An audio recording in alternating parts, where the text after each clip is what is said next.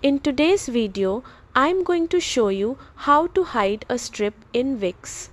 This is useful if you want to temporarily remove a section from your editor view so you can focus on other parts of your website without deleting anything. First, open your site in the Wix Editor. Then go to the top menu and click Dev Mode. When you see the option to enable developer mode, turn it on. Don't worry, you're not coding anything. This just unlocks some extra tools. Next, go back to the top menu and click Tools, then select Layers. This opens the Layers panel, which shows every element on your page in a list. It makes it really easy to find specific strips or sections. Now, look through the list and find the strip you want to hide. Once you hover over it, you'll see an eye icon. Click that icon to hide the strip from the editor.